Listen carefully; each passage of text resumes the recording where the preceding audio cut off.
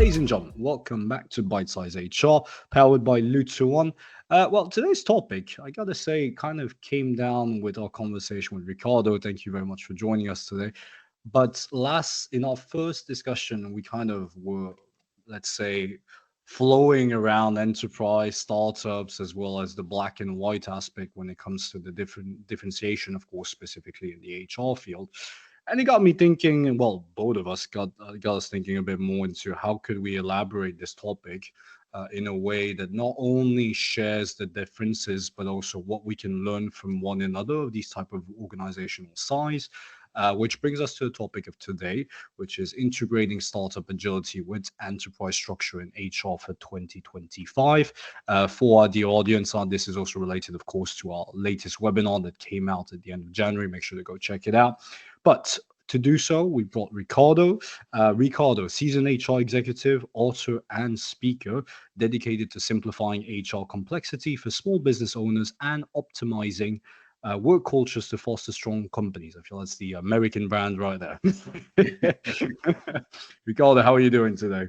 I'm doing well. Thank you. Thank you for having me. It's great to be here.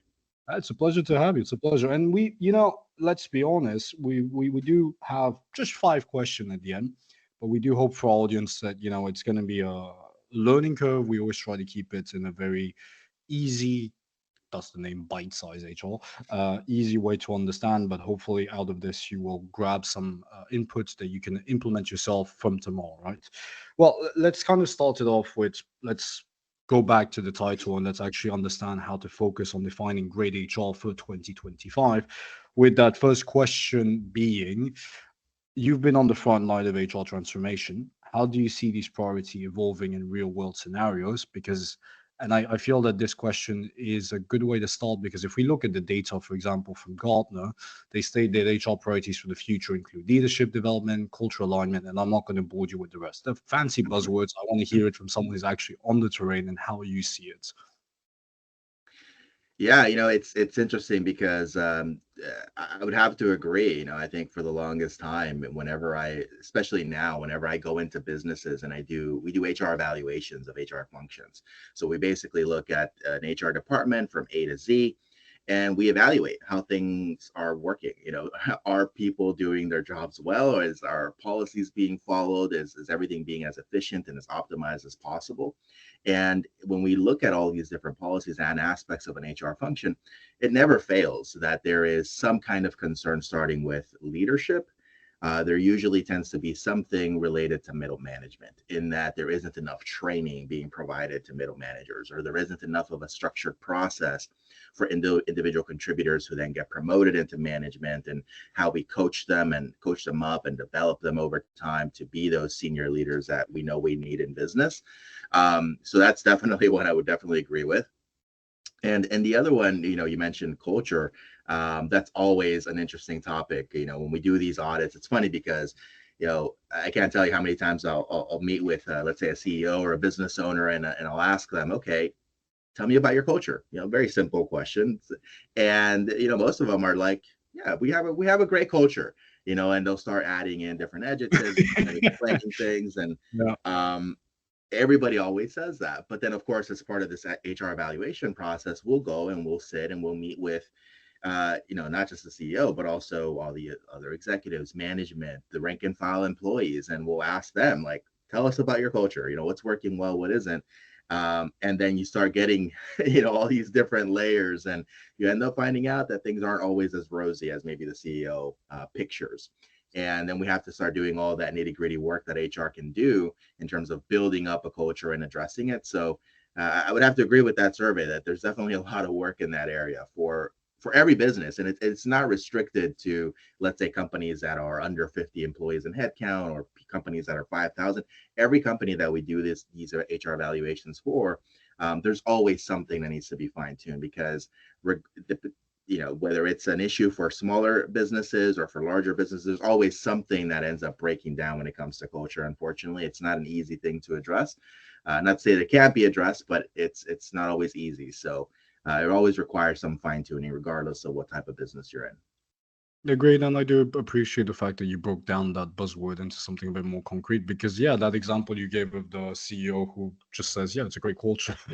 It's and I'm not at all blaming or attacking whatsoever. First of all, it's not Mm. my goal, but it is interesting because often is it the CEO's mistake? Is it his responsibility? There's a lot as well to be discussed on that side, which is of a topic of itself.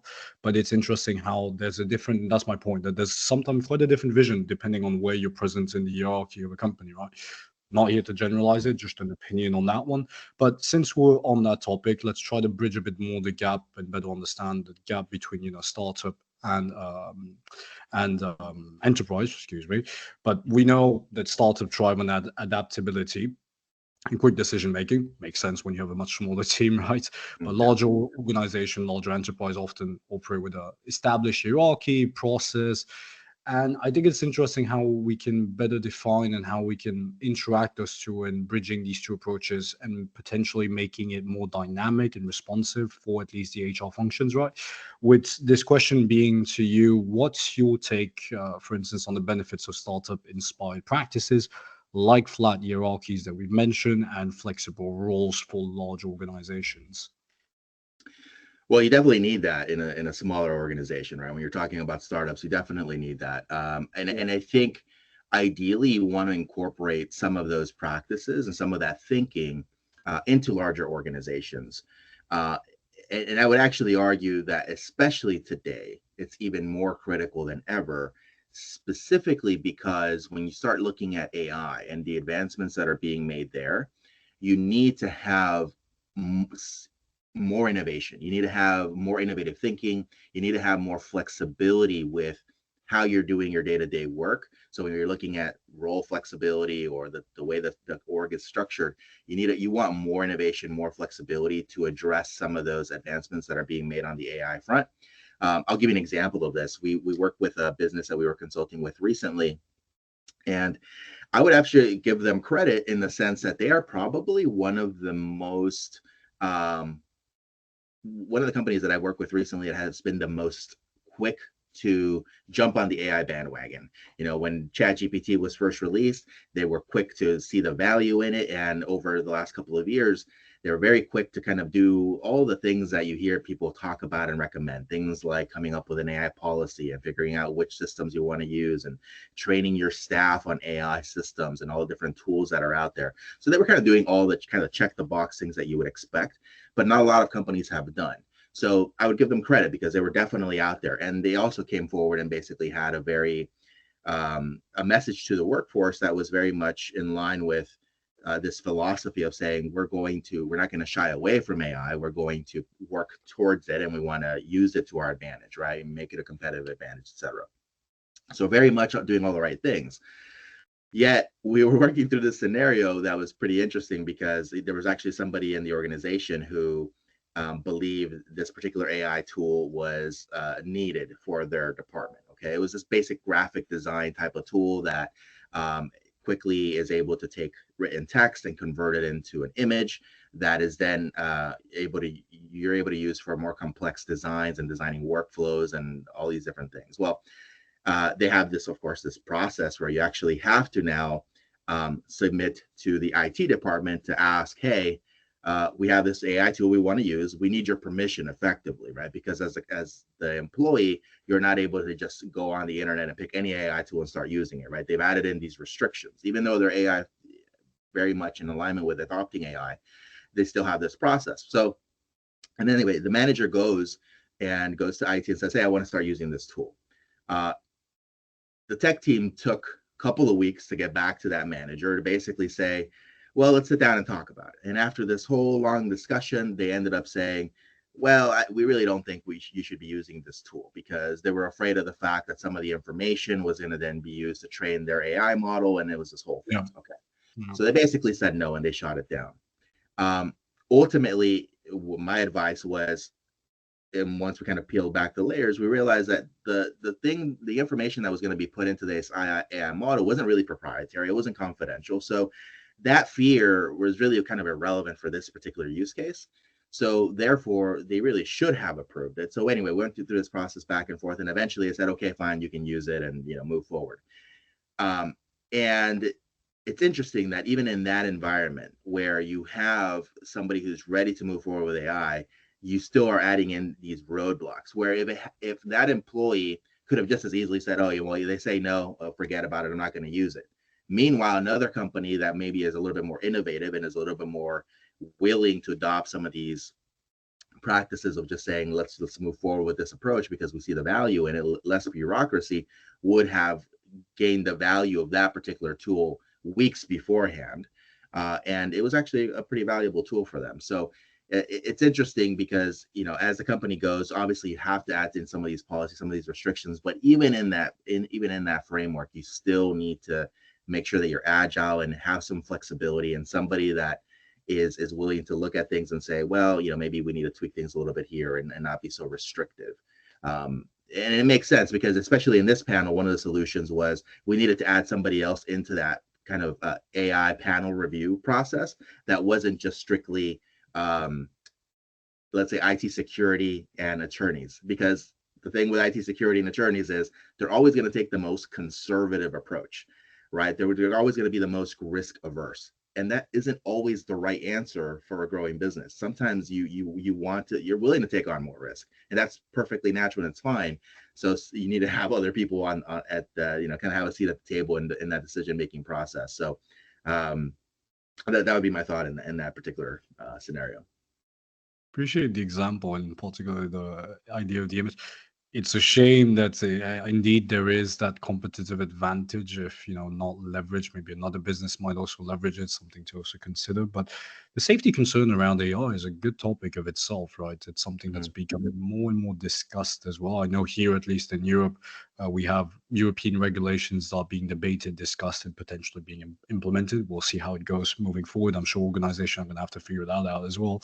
Mhm. But yeah, and I'm certain there's plenty of our audience right now, including from your side on LinkedIn, which we will put this LinkedIn description, that have already generated an AI image on LinkedIn at some point in Yeah. time. But yeah, I mean, we're utilizing AI as an example, but at the end, we're talking also about the strategies and how they can fit for an organization, how to implement them, which, looping it back to the HR part, it's fair to say, and I don't think it's a surprise at this point, that HR strategies is not a fit for all approach. It needs to be tailored to that specific Yes. organization, right? I don't think I'm surprising anyone when I say this, hopefully not at least. No, Uh, and I agree. And in fact, when we do these evaluations, it ends up with us generating a report to the business in terms of our recommendations, and every single one always has to be customized. It's not boilerplate, because you're absolutely right. An HR strategy that's going to work for a business of 50 is going to be completely different than one that you're going to recommend to a team of thousands, right? So it's always going to vary depending on the business, the headcount, their overall strategy, what their product or service is. It's going to vary depending on the industry and where their employees are. Are they all in one physical location? Are they spread out remote all over the globe? There's always going to be some customization that's needed. You True. can't you're not going to have one HR strategy that's one size fits all. Yeah, it would be a bit too easy if we got Yeah, them. that would make everybody's lives a little too easy. Oh, yeah. But do you have any, actually, because it does loop to our question here, but do you have any particular example specifically on that difference in industry and organization size when it comes to this? um, Yeah, so one of the examples that probably comes to mind, and this comes to mind just because it was a recent example. We're working with a client, and we're working with one business where really the bulk of them are largely remote. They have one small office, but it's only like a handful of employees. They're largely spread out across the United States. So when we were looking at them, and they really wanted to compete for this particular award, and they wanted to get certified, is because they feel that there's value in it for attracting new talent, et cetera. um, you know, the game plan that we created for them to bring up, because they would do engagement surveys. So the recommendations that we gave to them to bring up their numbers to be competitive for that award were completely different, because it's a remote environment, right? You're not seeing people face to face. People are Yeah. spread out all across the country. So the tactics that you were going to use to be able to get that award are completely different in that environment compared to another recent company that we worked with, where they're mostly all in one physical location, right? So the tactics you're going to use there to earn a reward and get people to feel satisfied about their work is a little bit different, especially when you're talking about building relationships within the organization, building bonds, and building that kind of sense of camaraderie and working towards something together. It's going to be completely different when you're working with someone versus obviously working remote. So even little things like that, right? You have to look at it differently depending on where people are located and the type of company that it is. And obviously, you're working for one industry that maybe is a tech-based company or business. They're going to be used to all sorts of different platforms online. You're right. They're probably going to be very tech savvy. It's going to be a lot easier to kind of introduce a lot of different systems to kind of keep people together. In that type of environment. Whereas if you're working, let's say, with a local retail outlet or a construction company, it's going to be completely different, to kind of build those same things.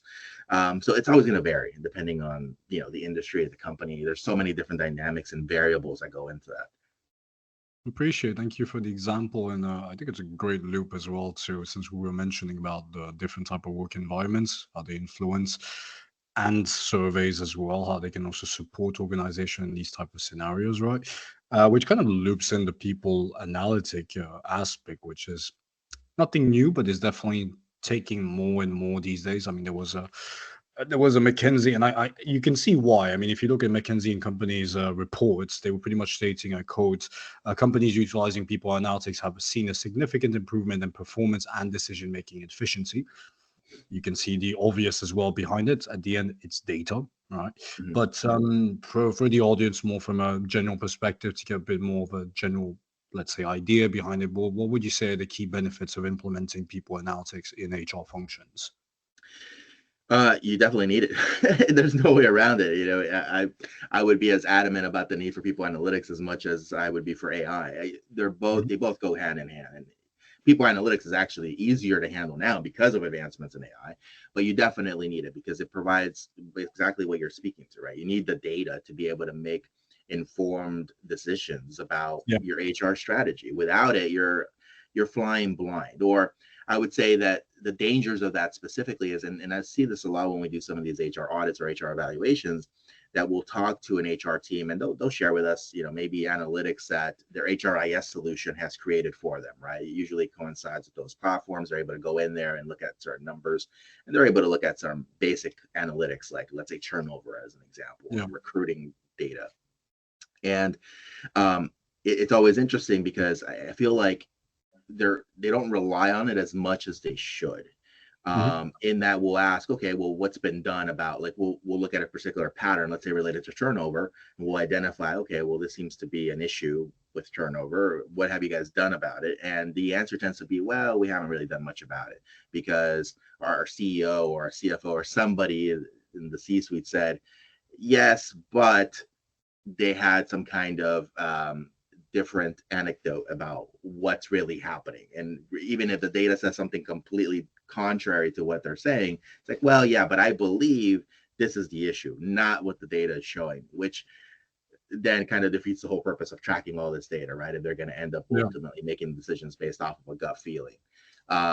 So if anything, I would say HR needs to kind of be at the forefront of continuing to push these people analytic measures and basically say, to whatever extent we're able to have people analytics in place, some HR metrics that we can look at, really being the voice in the room for every company that really relies on that a little bit more heavily and said, well, X% of our people are saying this, X% of our people are saying that, or our turnover is related to this, or so that to really use that as a basis to make more decisions. Yeah. And I particularly want to highlight what you mentioned as well, which kind of connects as well to what I was thinking, which is don't implement people analytics, data analytics, and so on if it's just to say that you've implemented data analytics, people analytics, and Yeah. so on, right? The biggest, and that's something I see myself when discussing around with different guests from different podcasts, is we still see very often this concept of, let's take survey. We've done a survey because we've heard it's great to have Mhm. surveys in an organization. But if you don't do anything with the results, as silly as it might sound, but still very existing today, there is no not going to be any positive outcome in having implemented the survey in the first place, right? Data analytics is really important that decision maker actually take into account what came out of those results, as you mentioned. If we take, for example, employee loyalty, if we take satisfaction of an employee, happiness, right? And so many other criterias.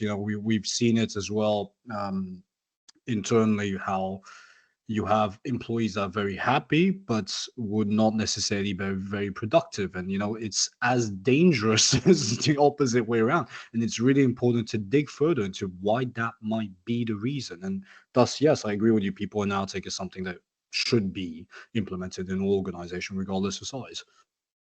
Yeah, it's interesting because with some of the bigger companies, what I'll tend to see as a pattern is you usually have more resources, more HR people on the team, right, that can kind of deal with some of these issues. And I kind of see it on the opposite end, where a smaller business may not even have anything related to analytics. A bigger business may have too much of it. They may have Yeah. all sorts of data, and then they get inundated with so much information, and then they don't know what to do about it. Like it's just overwhelming. Yeah. You really have to kind of, what I tend to recommend, especially if you're starting off with this, is at the beginning of the year, whenever you're planning, depending on how you kind of plan out your goals for the year, the quarter, whatever, pick certain metrics that you really believe are necessary for the success of your business, and focus on those. Maybe it's 3 to 5 of them at most, even though your HRIS platform may be able to offer you 50. Right? Focus on a few, and then tackle those specifically. The other thing I'll say is, the companies that I've seen that usually get the best numbers when it comes to some of these engagement questions on some of these surveys are the ones that will actually do something with the information. And not only will they do it, but they're public about it, in the sense that, maybe Yeah. they take a survey and they actually will then maybe go as far as actually publicizing the results of the survey internally with their teams and say, okay, 85% of you thought that, this was a great place to work. Let's talk about it. And maybe as part of that survey, you get some feedback with respect to where there's areas of improvement, and then somebody within the business actually, again, talking openly about it and saying, okay, that's actually a great idea. Let's do that. Let's target implementation of that idea by the end of the next quarter. And maybe this idea, well, you know what, that's a little bit cost prohibitive. I understand why you're asking for it, but we just can't do it right now. So maybe let's put that on the back burner, for next year or whatever, right? But actually taking the time to address the feedback goes a long way towards building that kind of culture of transparency, collaboration, and showing that it's not just a check the box item where you do the Yeah. survey and nobody hears about it ever again. The return on investment is there, but it's very interesting because, again, you're very well connecting it to the other question when it comes to drawbacks and pitfalls as well, because we've covered quite a few topics here that can have drawbacks. I mean, AI is a topic I've already had a discussion with on a podcast with Toby, who used to work with JP Morgan.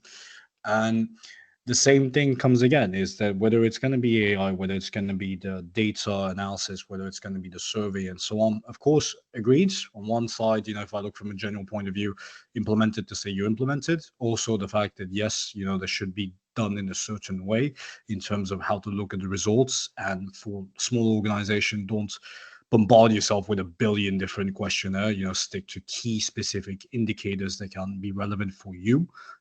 As we said, it's not one size fit for all. Right. Adjust it. But I do want to re-highlight the fact that implementing all these different solutions doesn't come down to just implementing. It's also implementing in a certain current kind of a cohesive, there's a word, cohesive kind of approach, where whether it's training for AI, as you've mentioned as well. We see plenty today of people actually selling prompts on LinkedIn. I'm like, well, if they're doing that, is that there's a demand for it. So that tells me a lot as well, right? But it's just to give an example of how it also influences the other aspect. But yes, there are drawbacks, there are pitfalls. So let's look into that question, which in regards to avoiding the potential pitfalls. But what would you say are the common mistakes that you've seen in people analytics, and how can they be avoided? You've already mentioned, being overwhelmed with different answers, with different questions, but is there anything else that comes to mind? Um, I think probably the most basic one is the age old issue between correlation and causation, right? When you're looking at some of these numbers and really identifying and getting to the root cause of whatever the issue is. Mhm. So I think that's part of it. I think that's probably one of the more common things I'll see is, they may say, well, as an example, this one was a recent one where we're looking at turnover for a small business, a construction company, and they looked at their turnover metrics and they were saying, well, everybody's leaving for higher pay, for a competitor down the street.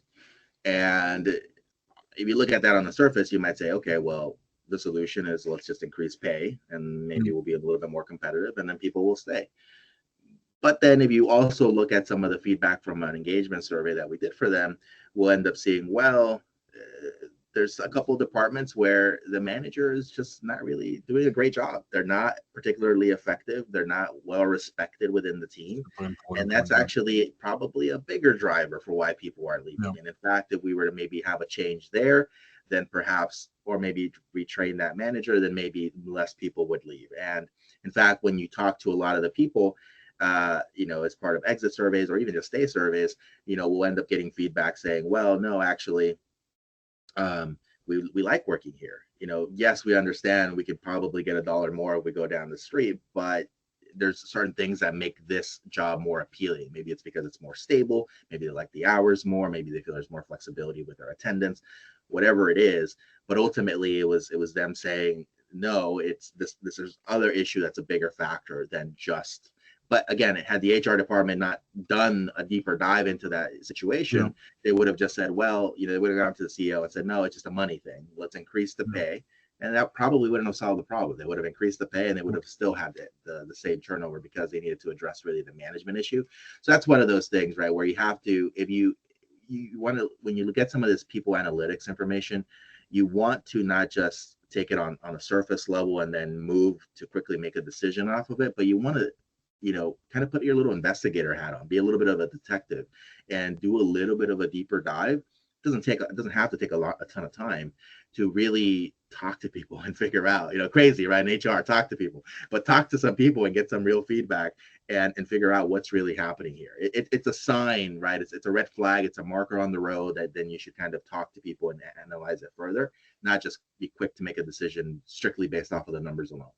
Break it down. Yeah. Love that. Absolutely love that. The last podcast, which is the one I mentioned with David Bentley, he's pretty much his job is to find executives, specifically C levels for job, right? He's Mm-hmm. bringing one person to another company, right? But point being, and I just asked him, I was like, why do they leave? I don't know. You take a C level, right? He's probably got a good job, good position, good finances, and so on and so on. I don't want to generalize it, but I would guess potentially he has a Yeah, good package. Just put it that way, right? probably. And one of the key reasons that he manages to get them to say yes to another offer, regardless of money whatsoever, it could be the exact same, just maybe a different organization that the person has heard good about, is they don't get along with their managers, or they don't feel valued, or they don't feel simply that they have the opportunity of growing. And I'm just thinking, oh wow. And it is funny that you mentioned the money part, because of course on the surface we'll say this, but the fact is I think there's some data I need to remind myself the sources, but there were some points that were mentioned that if you have an employee that states for the money part, you increase his salary, the chances are he might still leave down the line the organization for a different company, because increasing the salary won't fix the actual problem that brought him to say this in the first place. Absolutely, I agree. And I think I've read a similar stat to what you're pointing to. I think it was something crazy like, 80% or more of people who uh, accept the counter offer, right, from their existing employer. Yeah, Once, like they go to market, they get another job offer, the existing one comes back and says, no, we want you to stay, please stay. Those people that end up saying yes to that and staying with their existing employer, something like over 80%. I'm sure the stat is even crazier than that. yeah, I don't remember exactly what it is, but ultimately it was they end up leaving within a year. And in fact, I've actually used that same line when talking to potential applicants that we're trying to recruit. And I'll actually tell them, like when they get a counter offer from their existing employer, and I'll point to that stat and I'll actually tell them, look, chances are whatever led you in the first place to being receptive to this offer, looking elsewhere, those same factors are still going to be present there after you say yes to the money. So ultimately, most likely what's going to end up happening is you're going to end up regretting the choice to not leave. And not only that, but then there's also an argument to be made that there's some people that are just petty and vindictive. And if you do that, they may actually want to replace you in the future because, oh, this person already wanted to leave. Well, let's keep them around until we find a suitable replacement, and then we'll let them go and bring on somebody else. So for those reasons and more, oftentimes you're right. People end up ending up leaving anyway. So um, it's a very interesting topic on that end. It's a good closure as well because we're mentioning don't just look at the surface, dig further. What Mm-hmm. is the data? What is the survey, and so on? Right. That's kind of the overall of everything Yeah. we discussed. If you think about, but I definitely want to close it off with one open question to our audience, HR leaders, but I think even C level. What changes can you make today to stay competitive tomorrow? That is the question for the podcast, specifically on Spotify. Make sure to put your answers down. We're curious to hear what you wish to hear, what you wish to say. Excuse me. All the sources that we mentioned today will definitely be linked in the description, as well as our dear guest, his profile, Ricardo. Make sure to reach out, follow him on LinkedIn. If you have any question, feel free to reach out. Please don't bombard him either. I think he's busy enough. But Ricardo, thank you so very much for joining us on this podcast. Really good topic. I think we could have probably spent another 2 hours on it, but I feel that for the audience, that could be a second podcast of itself. Then, Awesome. but Well, thank thank you you. very much. Yeah, I've enjoyed the conversation. Thank you for having me. Same here, buddy. Take care.